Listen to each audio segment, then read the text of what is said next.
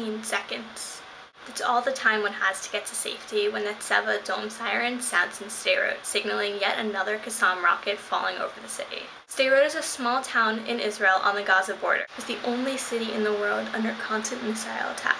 Many homes don't have bomb shelters, and until 9 months ago, children didn't even have a safe place to play.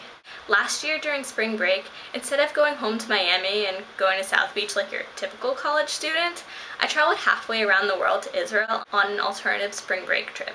The money our trip raised through fundraising went towards the Jewish National Fund's Blueprint Negev project. Blueprint Negev is made up of several smaller projects, all working towards developing the Negev and enhancing the already developed cities in the region. For those of you who don't know, the Negev is the southern desert region of Israel. It makes up over 50% of Israel's land, but only a small portion of that is actually inhabited. To me, the Negev is one of the most beautiful places in the world.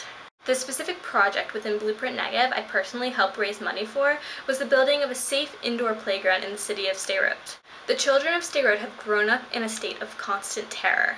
The goal of this playground was to give them a piece of a normal childhood, to give them a place to play where they could run around free of fear of attack.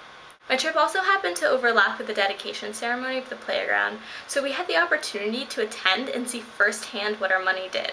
The playground is amazing. I remember walking through the front doors and turning to my friend and telling her I never wanted to leave. I can only imagine how the families of Sderot felt. There were so many people at this ceremony. I had never before seen so many people in one place in the city. So many adults were coming up to us and thanking us for everything. Most of all, they thanked us for our presence. It's not often that Sderot gets visitors, much less American visitors, due to the fear associated with the city. It meant so much to them that we were willing to share this experience with them, knowing the risk. Kids kept coming up to us and wanting to play. For many of them, this might have been the first time they were able to run free without worry from their parents. I had so much fun challenging the kids to games of Dance Dance Revolution, or climbing on the rock wall with them, or playing in the bounce house. During the ceremony, a young girl, no older than 12, spoke to us about how much this playground means to her and the other children. She spoke about what it's like to live up in Sderot in constant fear of the Qassams. She told us how grateful she is that people like us have given her and the other children this place to play freely. While this specific project is already complete, Blueprint Negev has so many more in the works. The projects range from creating a river park in Beersheba that is said to be an extensive water, environment, and economic development project that will transform the region, to developing new communities to help lower the overpopulation and high living prices in the center of the country.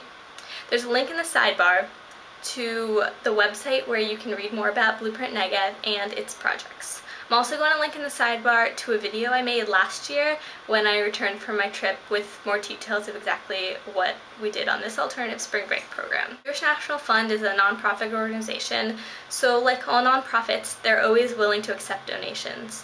I'll put a link in the sidebar where you can donate if you choose. Please keep in mind, even though JNF is a Jewish organization, its work helps benefit both the Jewish and non-Jewish populations. Blueprint Negev is about enhancing the Negev region of Israel, a place home to Jews, Bedouins, Muslims, Christians, and others.